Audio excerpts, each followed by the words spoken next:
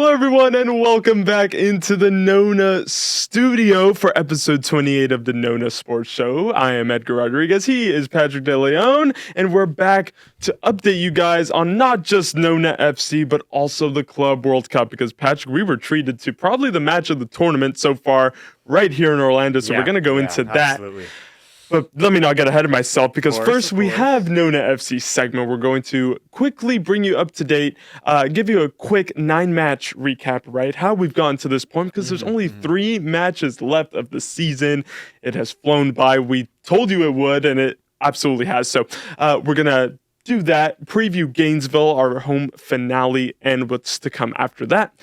Then we will jump into the Club World Cup. We have a 2-day break, which has been rare, but it gives us time, right, to look back on the round of 16 and also look ahead to the quarterfinal, and then something no one asked for, but we still deliver as always, Patrick, a loser's bracket. You're gonna have to stay until segment 3, though. I won't reveal too much right now, but can we get started? Of course, let's go. Let's do it. So let's look, Patrick, at how this NONA FC season has gone up to now. It's been an interesting season. It's been a season that has not been straightforward in any way.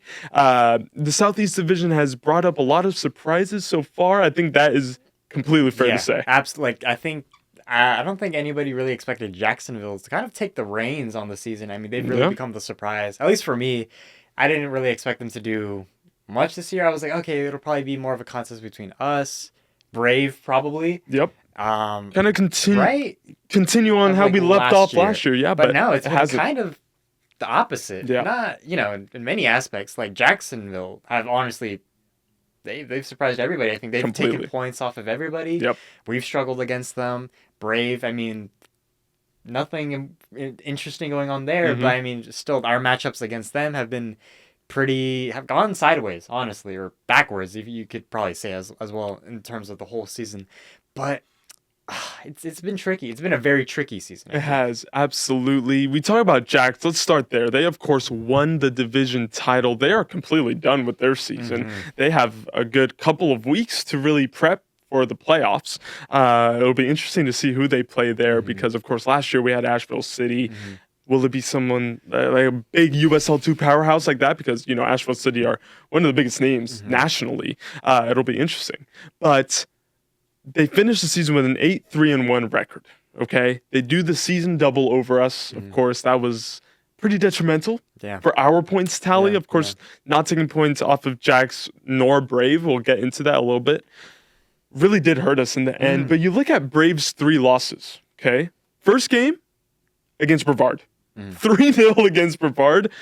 You would never guessed that, right? They lose to Gainesville 1-0, and they lose to Brave as well, 1-0. So you look at the games they've lost, they very quickly made that up in the other games, because, I mean, those 3 games, you think, oh, they'll win those. Right. But those were the ones they faltered in, but even still, they had enough firepower to win the division. Yeah, and it's just like, that's what threw me off initially at the beginning of the season. Like, oh, okay, like these guys, nothing maybe to really worry about, right? Clearly, I was wrong there. But I mean, it's interesting because not only just for Jacksonville, but everybody at some point takes points off of everybody else. We've talked about this many times before. It's just it's a league that you can never fully rely on anybody's other results going your way either, because the games that you would expect one team to win, they end up losing, and it's like, and same goes for us. You would expect us to win certain matches, and they didn't exactly pan out that way. So, again, it's just, I think tricky is the best word to go about the whole season. I agree. I had Fabio on the call with me for Brave at home. I had the big boss in the booth with me, and he brought up a great point. It's like, I was like, okay, because Jax had just lost to Brave. And I was like, that's a surprising result. And he was like, there are no surprising results anymore. And I completely agree with him. I mean, you think, oh, that's an interesting scoreline there. But, I mean, this season, it's been anyone's game, really. It's been anyone's title for much of this season, but Jax really did take it by the scruff of the neck. But we are not here to talk about Jax, Patrick. Right. Let's look at our season. Of course, last season we did finish second to Brave, right? Just on goal difference. this season, it's going to also be a very tight margin at the top, although we aren't able to catch them. The final table is going to look very close, but let's talk about how we've gotten to this point. Of course, match day 10 is coming up soon. Well, let's do a little recap. So the first 2 games, Patrick, we were on cloud 9. 2-0 against Brevard. 3-0. 3-0 away at Brookhouse, Right. and you're thinking, man, Okay. we have real momentum going. And then we jumped into Jacksonville at home. Yes. A rain delay. It was like, okay, hopefully this works in our favor, right? I'm a firm believer that weather makes all the difference, right? It does. It really does. Mentally. Yeah. It's a mental game at that point. So especially for traveling down from Jacksonville, I was like, okay, these guys are going to be tired. They're going to just want to get home because they know they're going to get home late. It's going to be wet. It's going to be, miserable for them. No, that game did not look like it was going our way at all. It didn't. It did not. It didn't. There were scrappy goals from Jax, from whatever member. Again, it's just a sloppy game. Of course, that's their play style as well. Get in your face, kind of, get you out of your comfort zone, really. That's how they win their games whenever they're facing adversity, right? And it works for them. Benny Monteiro, of course, who had to unfortunately leave us, looking for bigger things, of course. All the best to Benny. But he scored a great goal, of course. That was his second goal this season. Cutting in on that right foot, man, you only knew the ball was going to end up in one place. What a player. But unfortunately, it wasn't enough. So we drop our first points of the season in game 3. Then it was Brevard again, and kind of a good game to reset, isn't it? 1-0, you would expect more goals maybe, but Brandon Yagarungo, 5th minute, that's all that was needed for the 3 points. But I mean, speaking of Brandon, he quickly became one of the players that I was like, okay, we can rely on him. Sure. Especially when needed. And he would go on to, prove that a couple more times throughout the rest of the season as well. Especially more recently against Brookhouse. Absolutely. Proved that again. But it was, against Brevard, okay, 1-0. Could have been more, but we'll take it, build on that.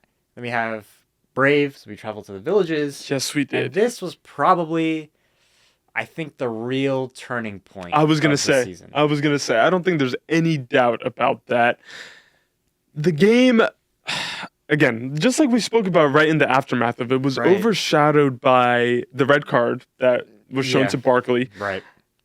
Which was, we appealed it, obviously overturned because there was nothing in it. It was just the referee, I want to say, cracking under pressure, because that's what happened. Yeah. It really did turn the tide, because you look at the overall match, 9 times out of 10, we replay that game and we come up on top. I'm completely confident of that. Yeah, I mean, it's just, what a frustrating game. So what a frustrating game. And it's just because we had our opportunities, and Brave didn't necessarily have any interesting or great opportunities. No. But all it took is just one sloppy error in the back. And that's all it took. And I really do think that's where we can kind of look back. If we look ahead to the next couple of games and we win those, we can look at that match and be like, things had gone differently there. Probably would still be in conversation for winning the division. 100%. 100%. That is definitely one that leaves the sourest taste, at least for me. A game that, you had tons of calls go against you. Yeah. You start getting frustrated. It's just natural. Yeah. It worked for Brave. It absolutely played it into their hands. Absolutely. But yeah, just a game where you think, man, I mean, to not leave with a single point. That's painful. And it really rivalry is. game of all else. It really is. Rivalry games are always going to be like, it hurts a little bit more because of that. And to make matters worse, the next trip was to Mandarin High School. Again, a place that is completely difficult to go to. Mandarin High School, always a place where, we kind of struggle. It's a hostile place, Last season we won there, and it was a late, flurry of goals that got us a rare win in Jacksonville. Fortunately, that did not happen this season. A 2-0 win for Jax, and all of a sudden, you're hitting a skid. And, we, of course, had to wait to come back home to end that. But those back-to-back losses, man, no goals, it gets your head down. That really punched you in the face. It does. And then, I wasn't there for that Jacksonville game. You weren't. But that's the result. Was like, oh my God. Yeah, You know? it just kind of went from bad to worse there. You're a little bit deeper in the hole now. Yeah. It's going to be a lot harder to climb out. You're going to have to rely on an already unreliable division in terms of points going your way. It's going to be very difficult to get out of that, you know? And it proved to be. It proved to be. We came back home for a doubleheader against Brook House after some rescheduling. We win those 2 games. Right. At home, it was Barkley who was the hero. Late 81st minute goal to win that one at home against Brook House. And then away, like you had briefly mentioned, Nyanga was the one to get the 3 points there, putting the ball in the back of the net twice that game. Morning game as well. Very rare for USL too. You're right. Then we come back home against Brave, our most recent game, and we lose that one 1-0. And I think a theme of this season, Patrick, has just not been finishing our chances, and it's come to bite us. That clinical edge that we saw Jacksonville have, that we saw Brave have, just lacking. We've scored the 3rd most goals in the division, just 10 in 9 games. If Bruno and his coaching staff are looking at somewhere that we fell short, it has to be up top. Of course, and that's also unfortunate for Christian Kraus getting hurt. For the first time in his career, having a long injury. And it was almost like, his first 2 games, I believe, 3 goals? Yeah, he got up to a flying start. Okay, like, great. Yes. As long as he's healthy, he'll still bang in at maybe at least a goal every game. That's perfectly fine. He's going to be the main man up top. Yep. Gets hurt early on in the season. In training. And now, by the time he returns, unfortunately, title's already decided. Yep. Again, nothing against him at all. It's just that's how this sport works. It works in the cruel way sometimes. And we can never honestly figure out, I guess, who's going to be the main man up top. That's why I said, for me, Nyanga, he was the guy that I feel like we could rely on if utilized correctly. And he came up clutch in certain games. But it's like, we never had that consistent striker up top throughout the whole season. It was always, I felt like, a rotation. Yeah. And can never build on that. No, it was tough. Of course, Carlos Rojas also injured, a player who I thought was very exciting, a very exciting prospect when we signed him. Lake Nona boy, UCF boy is now as well. Again, just couldn't work. He only played 10 minutes on the season. Again, like on paper, we were set up top. But then again, an injury, how can you possibly know that was coming? For both Kraus and Rojas, and then Acevedo, of course, has not been able to hit the ground running like he wanted to. So yeah, that really did hurt us. So we are, as you take a sip of Mas Plus, don't forget, staying hydrated all season long. You listened to what I said last episode. So I did, and it also took me like a minute to open this under the table. But all good. Now you're hydrated, so we can preview Gainesville. Yes. Home finale already. Yeah. Kind of crazy. It is. I mean, I wish it was in better circumstances. Yeah. Of course. But we're already at the tail end of the season, and it's kind of crazy how quickly it's gone by, It's just, I just wish there was really more to play for. Yeah. Yes. 100%. But there is something to play for. At least for Kraus, he is back from his injury, and he can break the all-time goal scoring record for Nona. So that is something to watch. Yeah, I mean, he's tied with Tariq Panholzer. One more. He's on 10. End it on a high note. Yeah. Let's make that happen. I think he will. And I think he'll find one. If there's any silver lining, of course, this season, the club in general took a different path when it came to USL 2. Not just going for the big names in the college world. We still did. But also the academy players coming in. And I think for the coaching staff, for all of us in the club, that's going to still be a win, when we look back on this season. Finally betting in the youngsters and giving them very valuable experience. And again, this is the first season that they've taken this approach. Yeah. Next year, we'll probably have a better blueprint. I'm like, okay, what would be the most efficient way to incorporate these guys? It's you live and you learn. Yeah, absolutely. And we'll have to wait already until next year to see how the approach is going to look. Who comes back, who goes, who's new. It's going to be very, very interesting. And Gainesville right now, which is our next home match, it's going to be I think that will be a fun one. Just because, to close out our home matches, hopefully a good scoreline, a good shutout, solidify our home. Which hasn't been the issue this season. We have been solid defensively, Patrick. I mean, Steiny in goal when we had Mason before he left. Again, Mason, it's more like the goals we've conceded. It's just been more like, just simple mistakes. Yeah. That honestly could have been rectified had we been able to score up top. Yeah. If anything. Yeah. So it's like the defense, they did their job. They had some great showings. Some of those scorelines I don't think properly reflect that. No. It's just we just couldn't convert some of the most easiest chances that we've had. The best defense in the division, just 7 goals let up. We only conceded more than 1 goal in those 2 Jacks games. Apart from that, our defense has been solid. Right. That has not been the issue. No. But only 10 goals. Yeah. Jacks, that's it. Jacks have 23 goals. That's just the difference. That is the difference. It's as simple as that. It might seem oversimplistic. No. That is what happened. That is the picture of the Southeast Division this time around. Gainesville have a goal more than us. So that tells you something. Yes, they have scored 11 goals so far this season. A big part of that has been Danielson McCann up top. He played last season against us. Gainesville was one of the teams we played 3 times last season. We won all 3, Patrick. I'm sure you will remember your commentating debut, which was a 2-1 win late on at home. Hopefully we have a similar result, maybe a little calmer, but still a similar result. The key will be clean on the ball for us. No mistakes on possession because Gainesville are a counterattacking side. They have the pace. They have those killer instincts to hurt you potentially.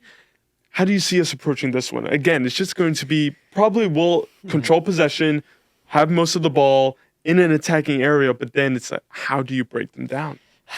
Look, I've always... I don't know. It's again, every game, it's just, even if you're playing the same team for the second or third time, every game is a different approach. Yeah. Every single time, it's completely different. For Gainesville, for this next one around, I think, honestly, we'll probably see a little bit more, I'm going to say freedom or fluidity, just because, first place is already decided. Sure. Let's just try a to little finish, weight off our shoulders, Let's just finish second place. Let's just go do everything that the players are allowed to do, everything that they can.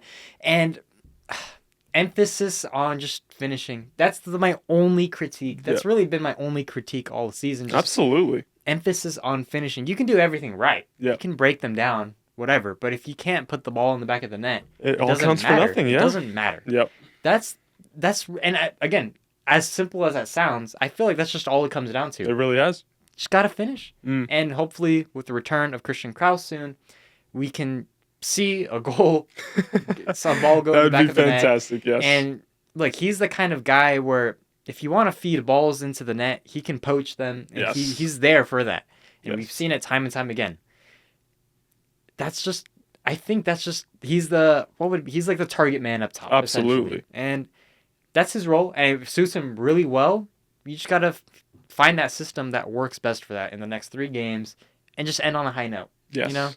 Let's hope that he can add on the goals he scored earlier this season. And of course, all these players are still have the college season coming up well in their sights. So they're going to want to finish on a high, right? 9 points. If we do get the 9 points, like I was telling you off air, we finish just 1 point behind Jack. So by no means was this an unsuccessful season. No. By no means was this a shameful, embarrassing. No, none of that at all. Just gonna fall a little short. And of course, you might be asking yourself, well, doesn't second place qualify? In USL 2, it depends, right? It's the best second place. Of course, first place guaranteed, but second place falls to the best second between our division and South Florida. Man, let me tell you, those South Florida teams have been on it all season long. Their ceiling is much higher than us. Right. So the best second place will come from South Florida, unless there's a complete capitulation and just something ridiculous happens. Right. But yeah, that's how it works in USL 2. So unfortunately, it looks like we're going to miss out on playoffs. Which is, it's a bit frustrating. But again, like you said, it's already eyes on next season. Already, how do we apply, what we've learned this season to next? That is going to be the complete focus. Last 3 games, though, Gainesville, Brevard, Gainesville. It looks favorable for us. We're going to be here to break everything down. We will be on the call tomorrow. It's going to be fun. You're going to be back in the booth. You're ready? I haven't been back since last year. I'm going to snatch the camera away from you. Good. And give you the mic instead. I'm excited to be up there. It's always fun, just being in the booth. Absolutely. And talking about the guys on the field. Yes. So I'm excited for that. Hopefully, good game tomorrow.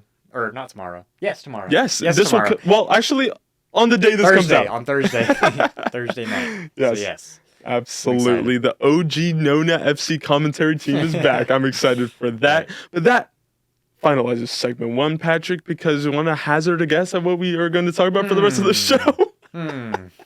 What could it possibly be? Gold Cup? No, that's a joke. Club World Cup. Stay tuned, because we are going to recap round of 16. Look forward to the quarterfinals as well. That is all coming up after this. Hi there. At Migaloo Pool, we make pool care easy, convenient, and hassle-free. We're your one-stop shop for everything your pool needs. Whether it's regular cleanings, equipment repairs, or even a completely pool remodel, our experienced team is ready to handle it all. You can trust us to keep your pool sparkling and running perfectly. Looking for supplies? Stop by our Orlando store. It's stocked with all essentials and extras to keep your pool in top shape. With Migaloo Pool, it's all in one place. Professional services, quality supplies, and a team that cares about your pool as much as you do. Let's make pool care simple and enjoyable. Contact us or visit our store and see how Migaloo can make a difference for you. All right, everyone. Thank you for sticking around. Once again, at the start of the second segment, we have to shout out Mass Plus. Thank you so much for partnering up with us this season, staying hydrated all season long. This blue flavor is not too bad, isn't it? No, it's not. It's good. Probably one of my more favorite ones out of all. Yeah, like it's not sweet, which I appreciate. It's a good thing, honestly. It's not like overly sweet. Yes.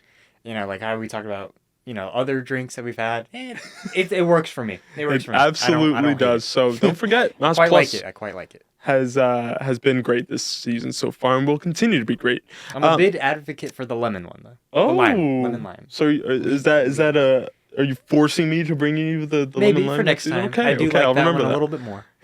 Your request is a command. Okay, so we'll have the yellow ones next episode. Anyway, we are here to talk Club World Cup because we just witnessed incredible round of 16 matches. Patrick, let's quickly run through those first.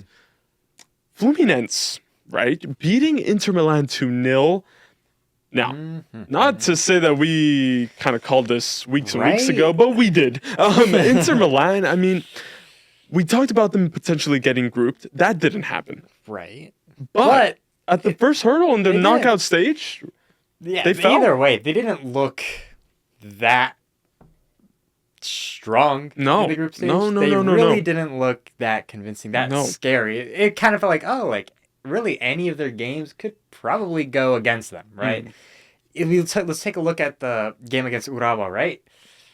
Biggest red flags, the most clear red flags for me, they looked shocking in that game. They did. Very lucky to get the 3 points there. Urawa, again, we saw the tears from the fans and from the players, completely warranted because they were so close.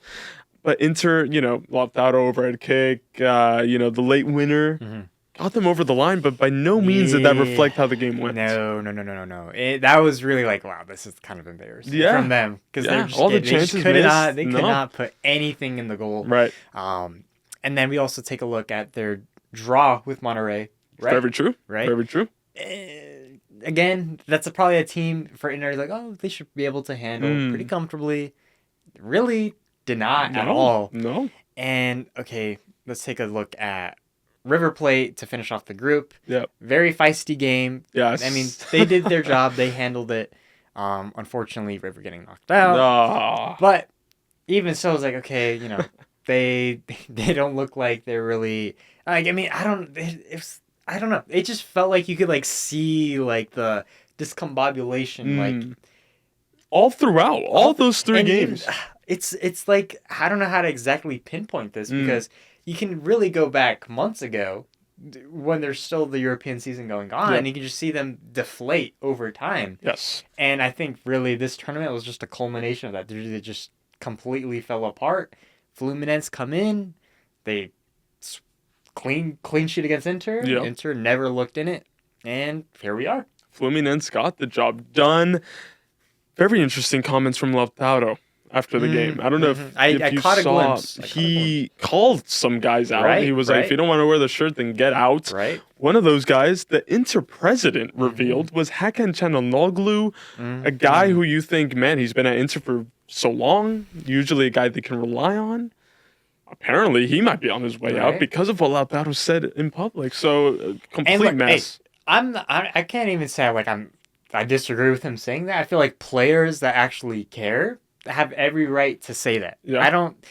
I don't like when players or coaches are like, oh, they try to beat it around the bushes, try to play it safe. Yeah, I like when they tell things as they are.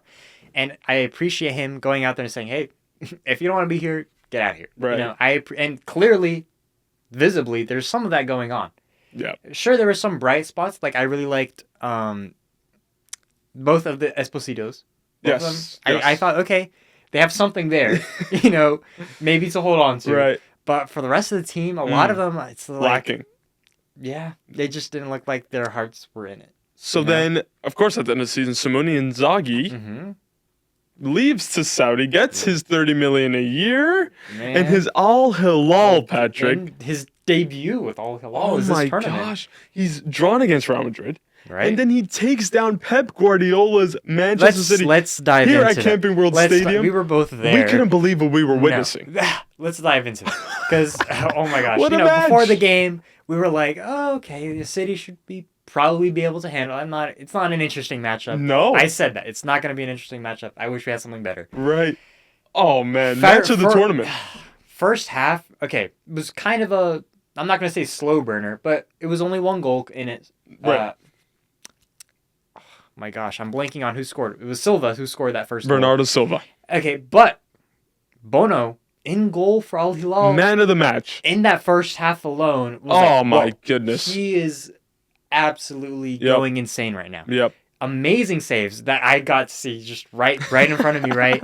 And it's like, oh my gosh, like unbelievable. He's gonna probably be able to keep Al Hilal in it. Yeah. Or at that moment in time, it's like, okay, it probably won't be a high-scoring game. Maybe a 2-0 for City, a 3-0. Right. But he's doing his job. All right, second half. Less than a minute in.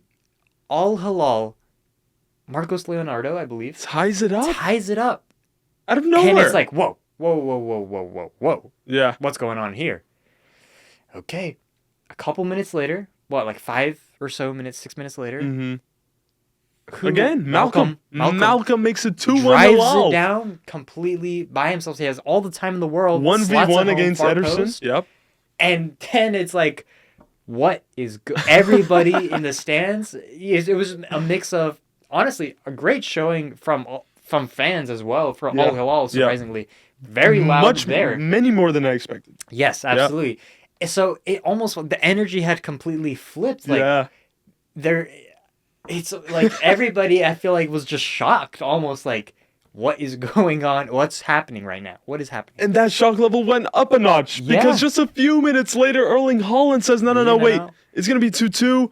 So we had 3 goals in the first 10 minutes of the second half. And we're like, wait a second. Let me tell you, my workflow in that period was like, because I'm multitasking, I have my phone here, I'm texting my work group chat, with my bosses and Amanda, who's I'm working with, and I have my work phone, I'm uploading everything at the same time, I have to make sure I'm not missing anything, and I'm like, oh my god, what's going on? Yes. That was the craziest period I think we've had to see. 100%. And then, 2-2. And that, even so, there's plenty of chances, plenty more saves after that. They're like, oh my gosh, like, at this point, who knows what's going to Absolutely. And I think the game went as expected from there. City having the ball. I was up in the terrace level, so I had a completely different view as you. And whenever City were going forward, you could see Hilal was sitting there 5-4-1. They were not budging from that. And they did absolutely brilliantly to keep City at 2-2 and to force extra time. Like you said, Hilal had plenty of chances as well. But for me, yes, Marcos Leonardo, of course, with the goals and with the spotlight. Bono was the man of the match for me. And he was stellar. We haven't even gotten into extra time. No. Let's do that. And it's funny. It's like throughout the whole game, as the teams would switch halves, one half would be the Manchester City media team, like what we would do, or the next half would be Al Hilal's team. And it was, you could kind of just tell the story. Like I spoke to some of the guys from the city, from the city team, and they're like, "Oh, this is painful. Like this is miserable." Like they looked visibly like, "Oh, like what's going on?" Yeah. Like, they had no clue what was going on. Right. And then you look at the Al Hilal, they're just yelling. They're yelling on the field. It's hilarious. They're like, they're losing it. I They're had losing it. up at the terrace level because one side was blocked off for fans, the other side was full. But the side that we were on, the Snapchat guy who runs the account for Al Hilal was there, and you can tell. I mean, I was scared. He was on the railing at the terrace level. I was like, this guy's gonna jump and get caught by the Al Hilal fans under. He was unbelievable. He was just running up and down. He was not still for a single second. And after those goals were in, first it wasn't even a celebration. It was just like, did a goal just go in? Did we score again? That is exactly what Koulibaly did. Yes, Kalidou Koulibaly. Remember him? Yes. 94th minute, Al Hilal take a lead, and you're like, wait. No, they didn't, but they did. 3-2. Unbelievable. And then, a couple minutes before, I think 103rd, I'm going to say. Oh, 1 minute short. 104. 104. A beautiful delivery. To Phil Foden in the box. Off the bench, Phil Foden. Home. Yeah, great goal. Oof, beautiful. Great goal. Seeing that, right there, awesome experience. Oh, my goodness. Beautiful goal. It's like, okay, surely from here we go to pens. There's no way they have enough. Al Hilal will have enough gas. Either that or City get a fourth. Or exactly, if City get a fourth, surely, because Al Hilal they can't do much more than that, can they? All right, second half. Yeah. Take a look, and it's that guy again, Marcos Leonardo from Benfica. Started his career at Santos, by the way, from Benfica. Now at Al Hilal. Young guy too. From the ground, he was laying down. Right. Look, slots it at the back post. 4-3. Here's another thing. Ederson, he could not really parry any of these chances away. No. He really put them in positions where you should not ever have the ball land. And I think like 2 of these goals for Al Hilal happened that way. Perfect platter. Yeah. So if I remember for that last goal header, he rebounds it. He did well to get down. He did. Marcos, he was there. He hits it. He controls it with his chest. It bounces down. It was going to go in anyway, but he makes sure he touches it, and then he goes to the corner of the flag, takes his shirt off. The substitutes come onto the pitch. Everybody absolutely has lost it. And the last 5 minutes was just a matter of, can they hold on? And man, they held on. Patrick, and let me tell you. I was sorry, and just when that full-time whistle, I was lined up with the players, so I'm running onto the field with all the players. Everybody is losing it from the Al Hilal team. The president of the club was literally there. He was there. And everybody, all the players they're just crying on the field. And here's my point: this tournament matters. Yes. To everybody. I don't care. Everybody, even the City guys. I was looking at them. They looked visibly. Holland was pissed or angry. He was 100%. Angry. He was angry. I remember, he was walking into the tunnel, and he had some people asking for his shirt. He gives him the shirt. He just throws it. He's angry that they lost in that manner. And look, I think that game alone proves, on the field that everybody cares. I don't want to hear anything about, no, these players care. If there were people who were not convinced, this is the game to show them. Yeah. Those players gave, in terms of effort, in terms of fight, in terms of commitment, that looked like they had just finished a Premier League match against Liverpool. Yeah. Completely. That is how much they poured into this. That is how much they had to pour into this. It's funny because you had that angle. I was completely separate from that. So, again, terrace level, I was working the press conference after the game, Patrick. So before, the 90th minute, we had to go down to make sure, in case there was a late winner, to be there ready. That did not happen. So we went down, did that extra time. So we go back up to the terrace level. Goals go in. Al Hilal are in the lead. So by like the 115th or so minute, we start heading down again, but so do some Saudi journalists as well. And I told you, I texted you at the time because I was like, oh my goodness, like this is actually happening in front of me. There was a Saudi journalist literally like this, trembling on his phone like this. His leg was trembling as well. Just something I'd never seen before. Something result. that belongs in a Copa 90 documentary. Like, I wish we had a camera there just focusing on him. I was like, this is how much it means. In the press conference room, more Saudi journalists, a guy just came up to me and hugged me. He didn't even say something, he just hugged me. Wow. Just tears in their eyes. Yeah, I mean, again, like I'm telling you, like even when I had their social media team like next to me, they're pacing back and forth. Like they don't even care about they're just pacing back and forth. The last 10 minutes of like extra time, they were literally just hands in their faces, like, oh my God, like squatting down, looking at the ground, and I'm like, dude, we're not even playing. Like, dude, you're not even on the field, and you could just see what it means to them. You know, and I'm gonna say, like, honestly, they have really earned my respect. They have. I'm not gonna lie to you. I tend to really diss the Saudi league in general. Right. But I will say, you know what? Al Hilal, I think they had a point to prove. I think they did, and they really did. That was the game, and they did it. And I'm like, you know what? Al Hilal, I'll give you your credit. You guys put on an amazing game. I enjoyed it. I'm not gonna say, I'm gonna, you know, if there's a team to kind of look into now, it's gonna be them. Absolutely. For the rest of this tournament, because it's like, hey, they came out on top against Manchester City. Yeah, and that does not happen every day of the week. No. And man, just what an outpour of emotion to be there, witnessing it. I don't think we'll ever forget that game. No, what a match. What a match. We were totally expecting to see Man City here again on Friday. Nope. No, it's going to be Al Hilal. Just a last point, because I know we've dragged this on, but we have to because we were there and we lived it. Right. The press conference room. The locker rooms are right there, so they walk from the locker rooms out to answer the questions. Yes, it is. I sent you a video. They're you right could next hear door. them. Yeah. You could hear them as if they were in the same room celebrating. Ole, ole! It was fantastic. And then Inzaghi, fair play to him. Afterwards, his responses were like 5 minutes each because he was just living. He was basking in what had just happened. But let's not forget about the other round of 16 games still that got a happened. couple more to go through. Let's quickly run down, and then we'll go into the quarterfinals. So Palmeiras Botafogo, yes. Palmeiras Botafogo again. They completely dominated the match. Sorry, Danny, you're out of the Club World Cup. Palmeiras completely dominated, but it took them until the 100th minute. Paulinho, not our Paulinho, but Palmeiras' Paulinho, making it 1-0. Completely deserved to go through. Any notes on that game? No. I mean, honestly, it was going to be an interesting matchup. See, okay, Libertadores winner. Yeah. Libertadores winner from last year, right? Last year. Yeah, Botafogo. Against Palmeiras, who are one of the biggest clubs in Brazil and in South America in general.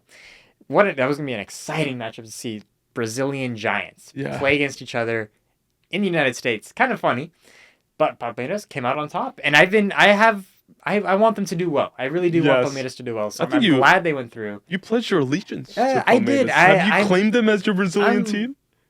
Publicly right now, I might get a word. I might get a text. I might get a couple texts. But hey, if they really. Oh, okay. Well, you're still in the dating phase with Palmeiras. Yeah. I mean, look, I quite like them. I don't have anything against them. But what can really solidify me is Chelsea. So let's take a look at Chelsea. They beat Benfica. They did 4-1. Yep. After a really, really lengthy rain delay that happened at the end of the match. Yeah, 85th minute. They're called in. Charlotte. The weather just deteriorated. Right. 2 hours. We've heard Enzo Maresca cry about it. We've heard whatever, dude. Reece James cry about it as well. Get over it, dude. There's nothing anyone can do about that. It's just there's nothing anyone can do. That's literally out of the control of. It's just laws. They're just laws. Yes, in Europe, you play until the pitch gets flooded. Yeah, I mean, but we're not in Europe. Unfortunately, I don't want to go down that rabbit hole because we'll be here for another 2 hours. Yes. However, they do get the job done against Benfica. They score lots of goals after that. It went to extra time, didn't it? That game as well. But they got the job done against Benfica. Now those two teams, Palmeiras, Chelsea, will look ahead to that in a sec. But for Chelsea, they got the job done. Yes. So. After 4 hours at the stadium, we understand that, Chelsea, but we couldn't do anything else. PSG. Yes, PSG versus Inter Miami. Probably the most clear-cut round of 16 match. Yeah. We thought so heading into it. You look at that matchup and you think, this is really going to, expose MLS football in a way. Look, I mean, at the end of the day, It's kind of it's. It was 4-0 halftime. Right. Yeah. Look, at the end of the day, it's PSG. Yeah. Right. Yep. But also, at the end of the day, it's also a team that was handpicked by FIFA themselves to participate, being Inter Miami. Yep. And here's also another interesting aspect, right? With Inter Miami being the only MLS teams to make it to the round of 16. Yes. MLS clubs, they had a window, especially for them, to bring in players. Yeah. Spend a little bit more. And, get more prepared for this tournament. And I'm also not going to go down this rabbit hole because I'll be here for another hour.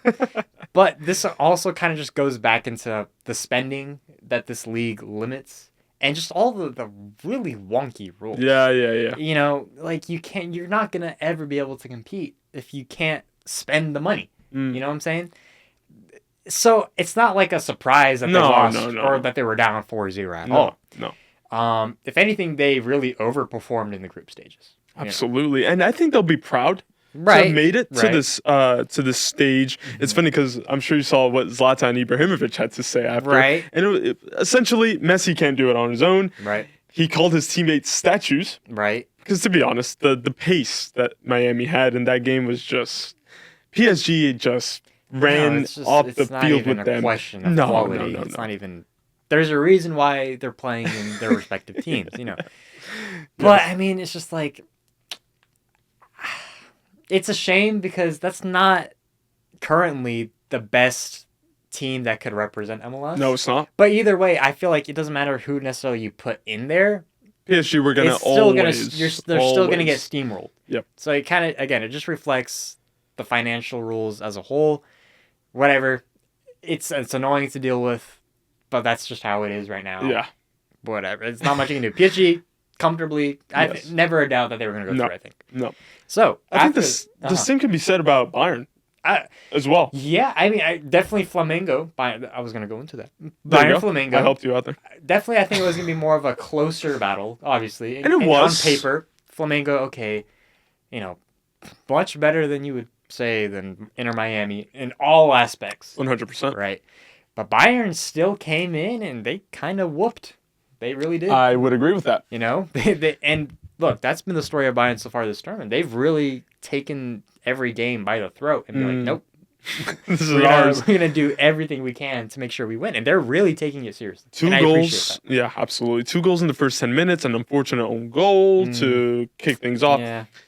But then, you had the likes of Kane, Elise, Kimmich, Goretzka, who got a clean finish in that match. Neuer, fantastic again. You have such Upamecano in the back. You have such a well-rounded team. Yes, you do. You can't go wrong. No, you really can't. not at all. Even on the bench. Neuer had a fantastic save. I was telling you, use his strong right hand, and then a left to have the awareness to think, that can go out for a rebound, potential finish.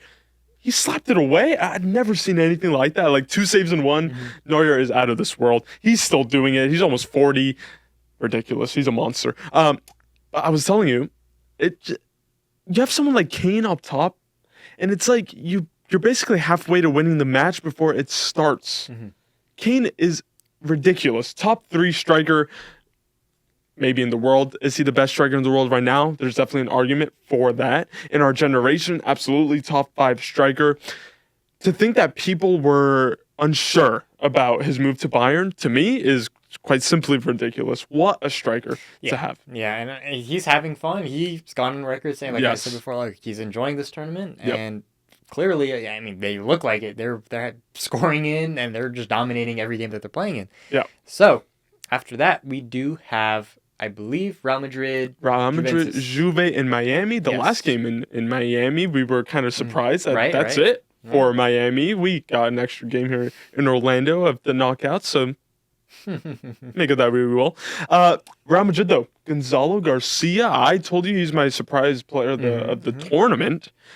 Getting the 1-0, Real Madrid did, just dominate this game. Kolo Muani had a very early chance. He tried the chip over Courtois, just landed on the roof of the net. That would have changed completely how the game would have gone, because that would have made it 1-0 Juve.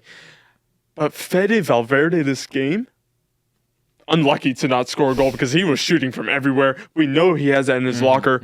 But Real Madrid will be very confident after that performance, although it was only 1-0. Yeah, and look, here's my thing. Real Madrid still having I understand they're getting used to this whole new system under Xabi Alonso. 3-5-2. It's really a whole new slate of players as well. A lot of the guys that we're used to seeing, they've gone. It's their last couple games. Modric only coming on for 30 minutes and stuff like that. It's a very different dynamic. That it is. But even still, they haven't necessarily been these guys are No, they haven't blown anyone away. No. But I mean, they've gotten the job done. So I don't really know how to interpret that, to be honest with you. Right. I really don't. It hasn't been a flamboyant start, but it has been a smooth, and they've done what they've had to do so far. Talk about getting the job done. That is literally what Dortmund did against Monterrey in Atlanta. A 2-1 win at the end. First half, completely dominant. Looked great. Adeyemi and the Guirassy relationship really clicking.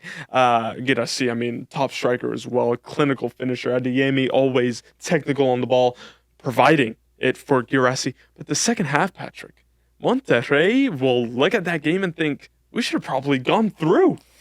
Well, crazy to say. Yeah, I mean, Dortmund, they definitely did not look great in the second half. They didn't.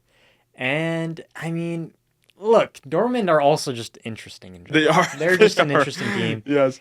I never know how to I don't know how to interpret any of the results, to be honest with you. Right. It's, just go back to earlier this year, they're going to miss out on Champions League. Yeah, they're going to finish mid-table. And look, they managed to clutch up and somehow finish up top. Unbelievable, yeah. And then here it's okay, well, good first half against Monterrey. Second half, it's whoa. Man. Yeah, you're going to get punished for that against any other team. They lost midfield control? Yeah. 100%. Yeah. The commentator was saying, Niko Kovac, make a change in the middle. He kind of waited until the 65th, 70th minute to make that change. By that point, Monterrey had already had numerous chances. Kobel, again, big in goal, has to be said. The goalkeepers are showing out in this Club World Cup. But anyway, Dortmund are through. Monterrey crash out. They also had a goal ruled offside. Would have made it 2-2. Who knows what happens if that goal counted. But let's look ahead to the quarterfinals. Yes. And let's start with the Orlando game. Fluminense Al Hilal, the match no one predicted. Yeah. Is it going to be another 4-3, 5-4? What's going to happen in this game? It's completely open. I think we're going to have to give the edge to Al Hilal. I think they're definitely the favorites. I think we just have to. It'd be cruel not to after what they did to Manchester City. Yeah, absolutely. It should hopefully be an exciting electric environment as well, especially here in Orlando, huge Brazilian population. Yes, and obviously those that travel, of course, hopefully have a good, exciting environment. Yeah, it's gonna be at 3 p.m. midday, 4th of July. 4th of July. Not a bad. 3 p.m. Then you can go party afterwards, but at 3 p.m. you know where to be. Camping World Stadium is going to be electric. Yeah. I do think I'll just have that edge. I think so. Again, completely open for me. I think so. Yeah. I think Fluminense have a real chance. Yeah. They have that experience. Of course, Thiago Silva, legendary manager, and Renato Gaucho. It's been fascinating learning about his journey and his career up to now. But he's revered as one of the greats in Brazil. So Fluminense are gonna be confident, though. Of course, knocking out Inter on riding a similar high to Hilal. Of course, again, the underdog coming through. So it's going to be interesting about Hilal. I mean, you have players like Marcos Leonardo. You have Koulibaly at the back. Bonu just had a fantastic performance. All the other European guys, right? I mean, it's going to be a great matchup. Yeah, I think it's very enticing. Yeah, it's going to be a lot of fun. I do think. But edge to all Hilal, yes, I believe so. Palmeiras Chelsea. This is another intriguing match because for me, Palmeiras will look at this match and say, okay, we got through the group stage. Might not have won the group. Still got through, beat Botafogo in what was a scrappy, hard-fought match. Look at the other side, Chelsea. Okay, yes, they've also had a good tournament so far, but by no means out of reach. We saw what Flamengo did to them earlier this tournament. Palmeiras have a real chance here. And this is where I'm going back to Palmeiras. if they can pull off a result here, man, sign me. I'm signing the contract. I don't want to see Chelsea go further. No, me neither. I just don't. I don't like watching them. No. I really don't. I haven't in such a long time. I really don't. Joao Pedro signed for them recently. Yeah. Another player. Who else is coming in? Gittins from Dortmund is also probably coming in. My gosh, how many players are they gonna have? How is this? I just Anyway, I'll stop myself. I want to give Palmeiras my support here. No, I'm giving them the edge in this game. I feel like it can be 50-50. I really it probably don't know. is. But let me tell you, I want Palmeiras to do it though. They need to do it. You know what's the real storyline for me in this one? Esteval. Okay, this tournament hasn't scored a goal, hasn't got an assist. Okay, that's fine. He's gotten substituted 3 matches out of the 4. I understand that. But guess where he's going after this tournament? He's going to Chelsea. Is this the game for him to break out and really prove a point? Surely he has to just, okay, it's not like, maybe I had some mid games. This is the one to show up in. This is the one. It's quarterfinal. You're going to have a huge following behind them, always, Palmeiras. So it's got to happen. I'm very excited for this game. I will back Palmeiras. I have to back I will Palmeiras. back Palmeiras. I have to. Not because we are surrounded by Brazilian culture here at NONA or anything like that. I just would love to see Palmeiras continue on this journey that they've gone on so far. And I can completely see them taking down Chelsea in this match. Of course, Richard Rios, Facu, obviously, hasn't been exactly a main player for them, but still there. Yeah. He's still there, still showing up for Palmeiras. So Chelsea, we might think your road is done here. But then the showstopper, Patrick, the headline, the one that takes up all of your energy and focus when you look at the quarterfinals is PSG Bayern. A match that was, of course, the 2020 Champions League final. Completely different circumstances here, of course, 5 years later, right? I really don't know who's going to go through on this one. I don't know. But I told you before, I think that the winner of this tournament is going to be decided in this match. Wow. It's going to be Bayern or PSG. It's one of them. And it's going to come down to a quarterfinal match. Oof. For me, whoever wins that one, that's the winner. Look, we talk about Bayern getting through Flamengo. An interesting test, right? But then, again, PSG had the easier route here. You can probably say that for the group stage as well. Bayern, of course, had Benfica they lost to. So they've had different tournaments all around. I don't know. I really don't know. Of course, we talk about Kane, and then we can also say the same about Kvaratskhelia, Dembele, Doué, Sean Davis, Vitinha. I can talk about the whole starting lineup for PSG. Do they have an edge, though? Because I feel uneasy going against Bayern. Me too. I just have to.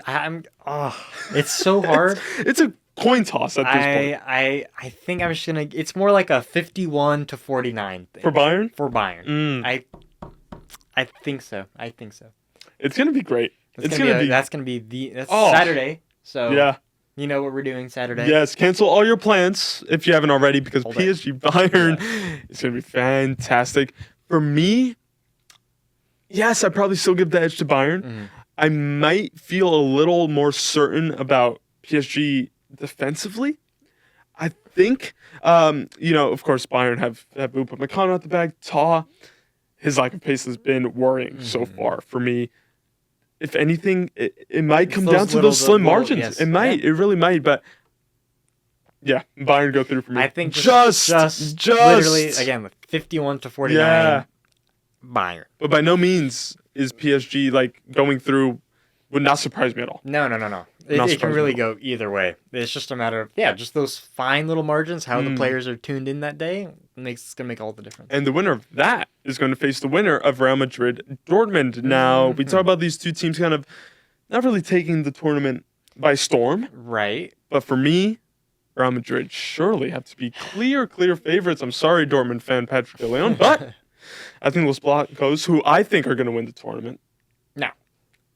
No way. We'll go through. No way. I'm sticking to my guns, okay? I said Real Madrid at the start of the tournament. I'm not going to change now. No way you said I don't even remember that. No way. Yes. No way you have Real Madrid winning that. No way. Yeah. No. No, I do. No. Whoever wins this matchup, they're going to end in the semifinal. Wow. There's no, like, again, Dortmund, whatever. They won't be Real Madrid. They're not, they don't have the Madrid. quality of, say, PSG or Bayern. Maybe even Real Madrid. Yeah. Real Madrid, in my opinion, they don't have the quality right now of PSG. Mbappe's coming back though. Sure, it's a game changer. Yeah. That's true, absolutely. But I can agree in maybe Real Madrid beating Dortmund. Okay, it's not going to be pretty.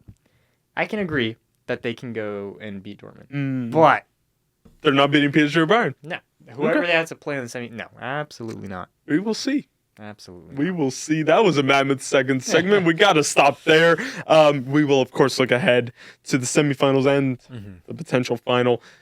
After these games are done, of course, look back on these as well. That was very fun, Patrick. But one more. The fun doesn't stop here because we have the losers bracket. That's right. Again, we're entering an alternate universe where the teams who got eliminated in the group stage made it through. Actually go through. Right. So we're going to say who wins the Club World Cup Losers Edition. So stay tuned for that. Something new, something fresh. Yeah, I'm super obsessed. Let me know when you done messing. A little that, a little this, then you put it to the test. It's all in the expression. It's a mood, it's a vibe, it's a state of mind. And now I want it more. It's a mood, it's a vibe, it's a state of mind. Okay, you got the floor. It's looking good. I kinda like that. I kinda really like that. It's looking good. I kinda like that. Come on, let's see some more. It's looking good. Keep it going, get it right. Not a trouble inside. You can't argue with perfection. Ooh, you working something up with a little bit of luck. All right, everyone, and we have made it to the final segment. Yes, we have. And as we teased the last episode, we are going to do a Club World Cup Losers Bracket, Patrick. An original idea from the NONA Sports Cast, so we can pat ourselves on the back for that one.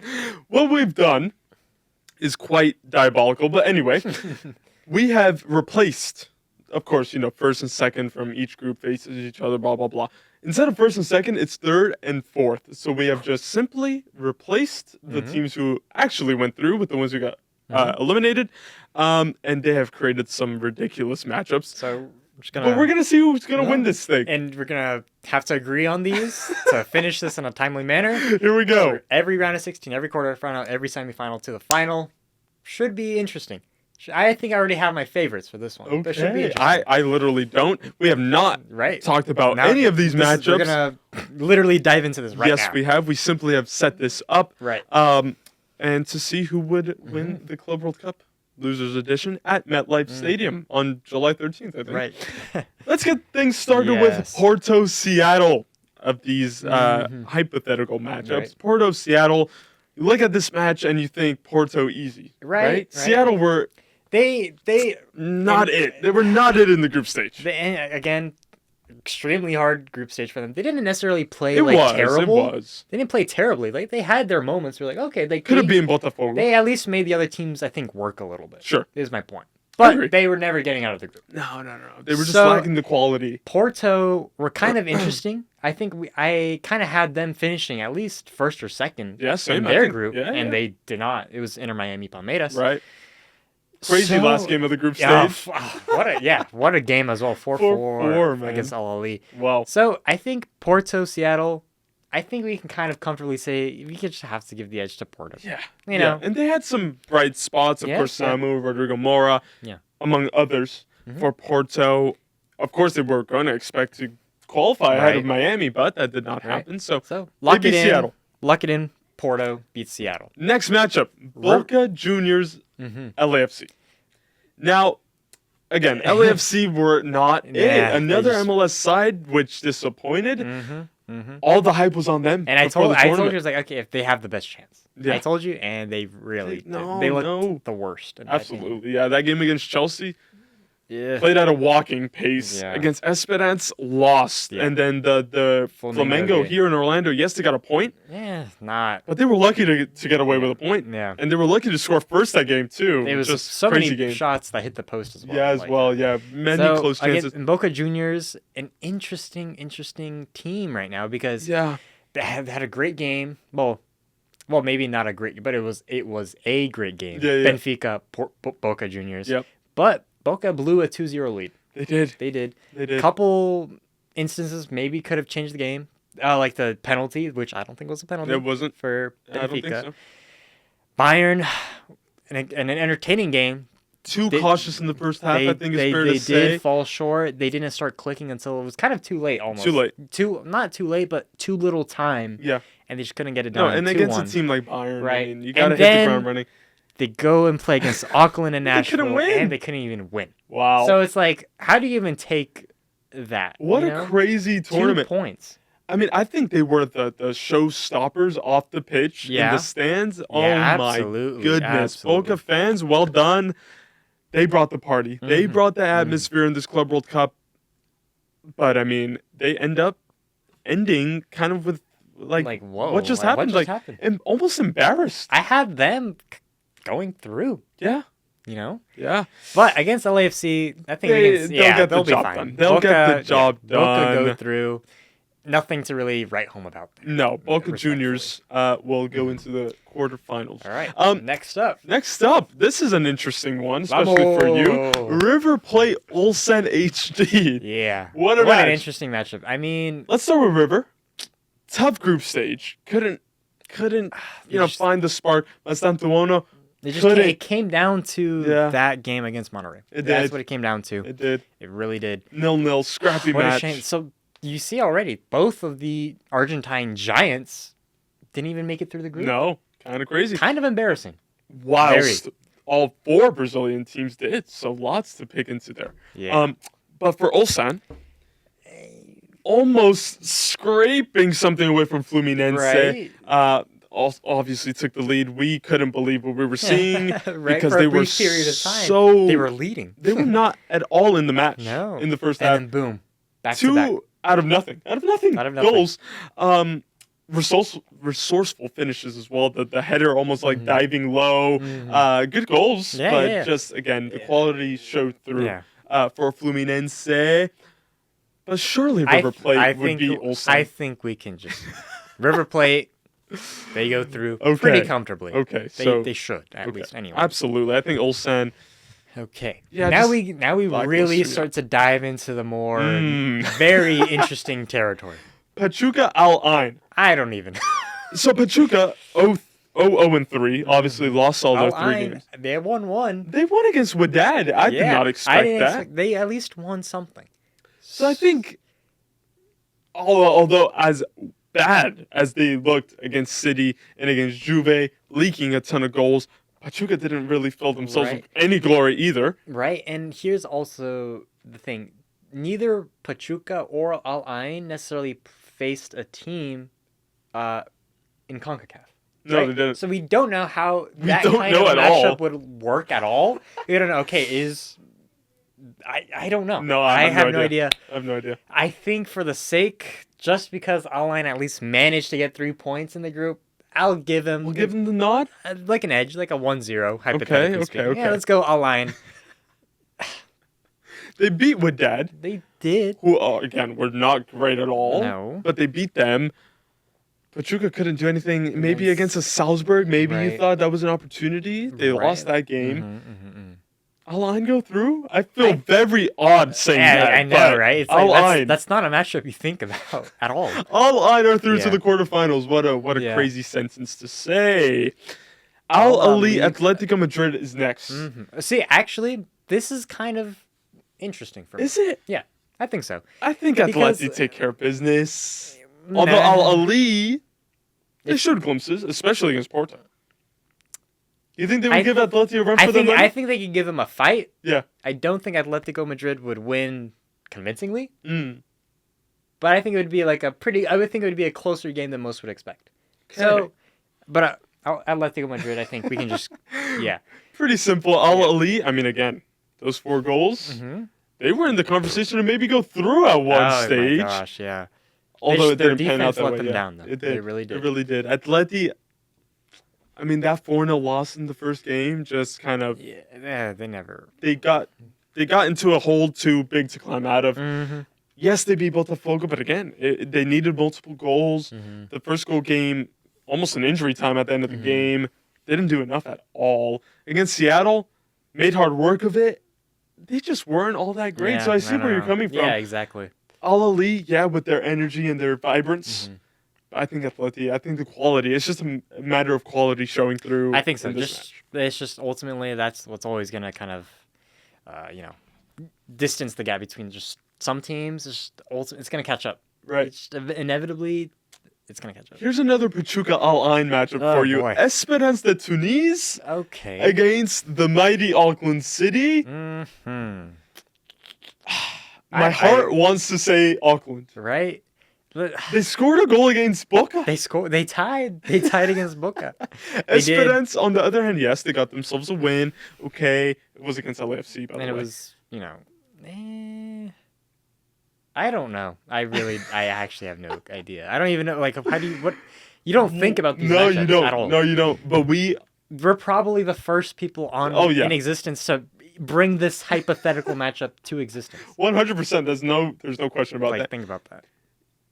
I want an underdog to go through in one of these matches. Let's say Auckland. Let's go Auckland. Yes. I don't know who they'll face next in this bracket. It's going to be terrible. I don't know but just for the sake of content, let's go Auckland. Auckland City are going through to a quarterfinal. They managed to draw against Boca.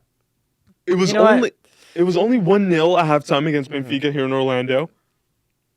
You chatted it up with the media team. Right. They were great people. Auckland City, you have our heart. Okay, right, yeah, so they are going to beat Esperance de Tunis, Patrick, and they are through to the quarterfinal.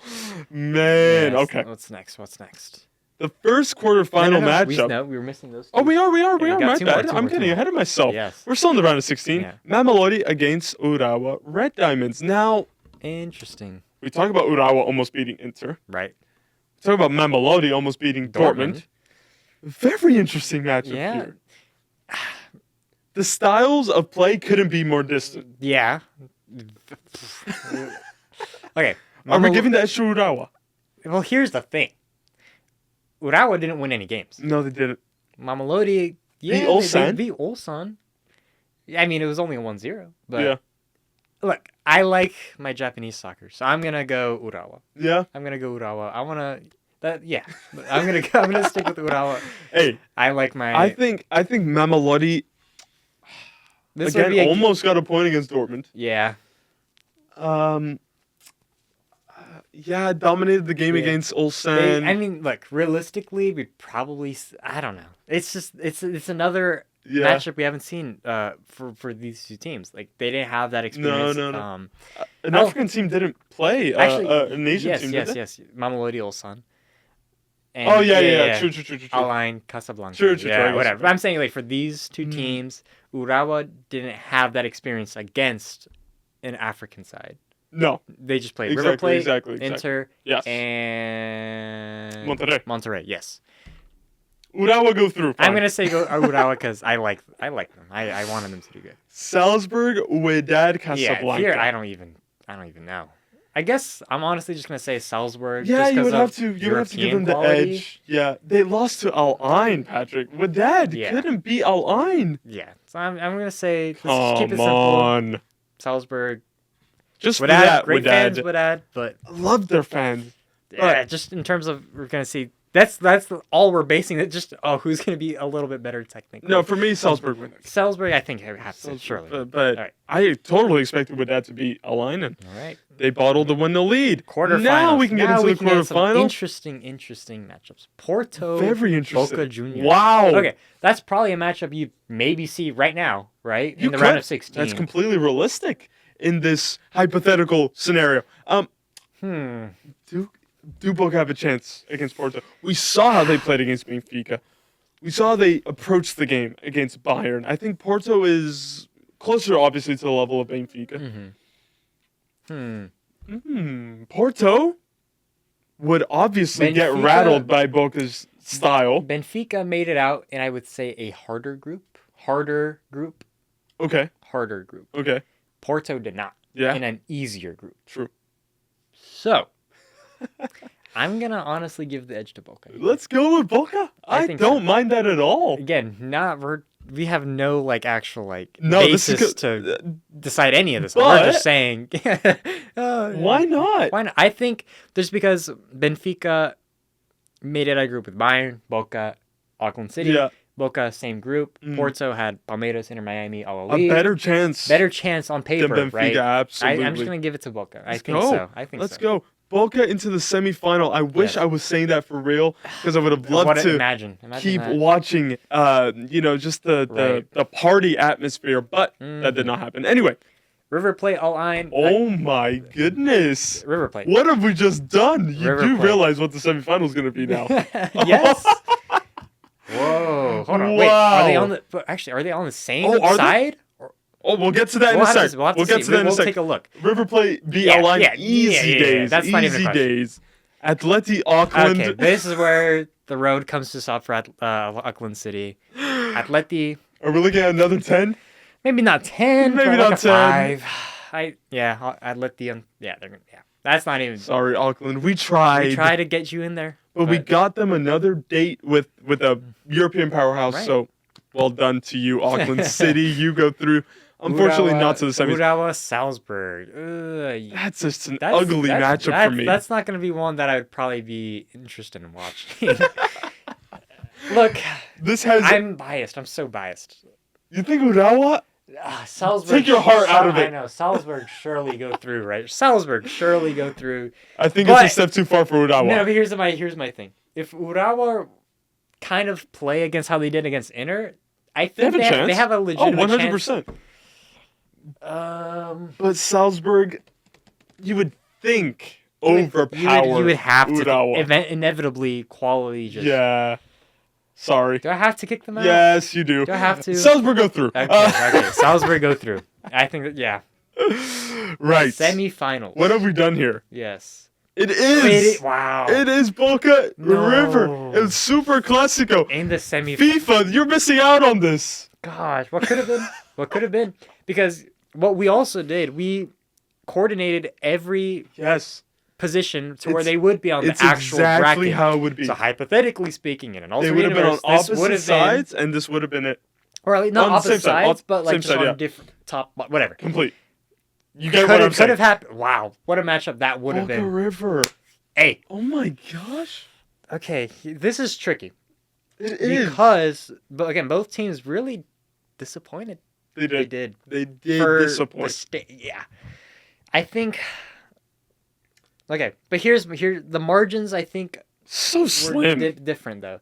Boca couldn't get it done against an Auckland City, but again, that result didn't really matter because Benfica it was beat done. Bayern. It was done. Yeah. Urawa, River Plate. It genuinely came down to the match against Monterrey. They could not be in Monterrey.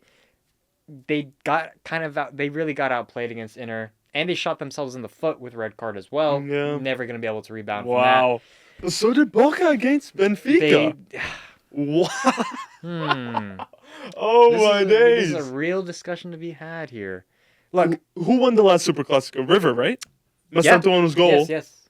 Won it for River. Let's get a fact checked. But, I mean, look. I'm always going to be I like River. I love River. I really do. And this is always a matchup that, honestly, it doesn't matter the form you're in. It doesn't. It just goes out the window. It goes out the window. Let's take a look. Okay, the last one, April 27th, 2-1. Boca Juniors, Macedonia, CWC. That was the goal. I'm going to say... Should we go River? I'm going River Plate in the final. I think... Look, I don't mind it. Boca are all still kind of in also like an awkward phase. Yeah. Not even back home. I'm just going to give the edge to River Plate. Let's do that. River Boca, Plate as in much... the final, get out of here.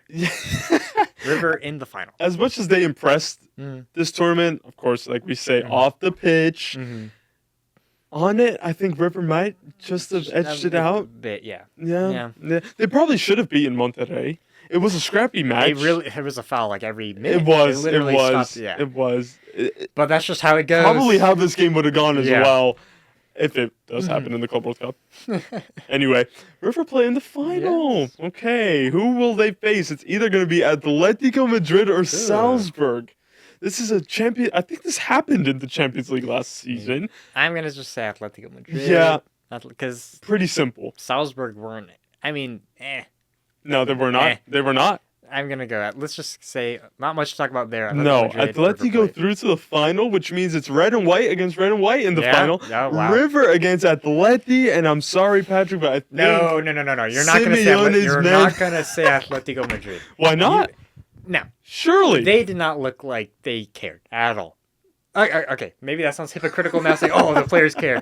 The Atletico Madrid, their game, No, of course, they were terrible in the tournament. them. They were terrible. I could not have cared about them. They at were all. terrible. However, No. you think River In a final? stand up In a against final. them In for a the final? full 90 All right, minutes? let's take account this hypothetical final, right? Okay. Hypothetically, this stadium is going to be filled 90% River Plate fans. It's gonna feel like El Monumental. Okay. It's gonna feel like that for this hypothetical That's fair. final. That's fair. Like, I'm sorry, Atletico Madrid, they're not gonna have that pull in New York or in the States. Okay. Fair. I'll give you that River advantage. Plate are gonna have that home field advantage. They're gonna thrive off of it. It's gonna be a final. Look. There's nothing you can do right now to convince me that Atletico Madrid could win. I'm sorry. River Plate, it's gonna be like one of the worst finals you could watch in terms of like it's gonna be super physical, scrappy. Yeah. It's gonna be terrorism ball. It's gonna be No, definitely. And I think River Plate are gonna have that edge. Like this is where Diego Simeone thrives. Right. River Plate though, I mean, like they play in South America. They deal with this on a daily basis. You know. So wait. Okay, take your heart out of this real quick, and let me ask you the question. Oh boy. Don't you think Atleti is just too much? No. No. I think they could honestly be on the same. If They beat Botafogo. They beat Seattle. Okay, whatever. But they got crushed by Inter. River, I mean, yeah, again, I understand. River, they only won against Urawa. They lost their heads totally against Inter. They could not get it done against Monterrey. Sorry, No. Sorry, Patrick. No. For me, Atleti wins. No. So are we gonna? The one match we disagree is the final. I mean, it was inevitable, right? The thing is, I felt like I had River Plate making it to the final. You know, that's just how we decided, and that's how it worked out. And not that Atleti blew me away. Of course, it did not. I just think River Plate don't have enough. No, I'm giving the edge to River Plate. Okay. It would be like a 1-0 in like the 100th and like 14th minute of extra time. That's when the goal would come in. Okay. And it's gonna be sloppy the entire time in this game. Wow. We need like a simulation. You know how we've talked about like there being like the other final like in the past? Yeah. This has to be the other final. This has to be a River Plate Atleti. We will agree to disagree here. Hey. Let's agree to disagree. That's fine. Yeah. Agreed. River Plate winner for you. Atleti winner for me. But I like that scenario. 114th minute winner. You know, excitement at MetLife Stadium. Man. And like you got to look at those connections as well from River Plate to Atletico Madrid. Yeah, you know, like sure. like not this necessarily means anything at all. You know, Julian Alvarez. You know, very good point. Won Libertadores with River Plate. Very good point. Prominent player at Atletico Madrid. I'm sure there's more that are obvious that are just slipping my mind. No, but that's like the main one. That's more the one. of recent times, you can be like, oh yeah, like. And he would score the winner for Atletico Madrid. Yes, they you think would. So okay, yeah, but no, I don't think we can decide. I don't think we can agree. No, hey, and that's completely fine. Fair play. River Plate for me. That was very interesting. It Patrick. was. That was fantastic. Yeah, totally Man. not because I'm biased, but. No, not at all. Your heart did not speak at all during that. Anyway, we got through it. That is it for this episode. Let us know what you think down below. Let us know who you think would win the other Club World Cup. And yeah, we do need a simulation somehow, some way. Maybe we get a PS5 in here and we play FIFA or whatever. I don't know. Anyway, that is it from Patrick and myself. That was great fun. look forward to those quarterfinals. Looking forward to the final stretch of the NONA FC season because, man, like we always say, it never stops, and it's only ramping up from here on in. Like we said, this episode is coming out before the NONA FC Gainesville match, so please stay tuned on Instagram. Please stay tuned on NBC Sports Engine Play. We will be on the call. It's going to be fantastic. I'm very much looking forward to that, Patrick. It's going to be very exciting. The last game at Austin Tyndall for this season. Anything else to say? I'm ready to go. I'm ready to go. We're in the final stretch. Just got to finish on a strong foot. Let's go. Heads down and let's do it. From the NONA studio, thank you so much for joining us. We'll be back next week. Take care.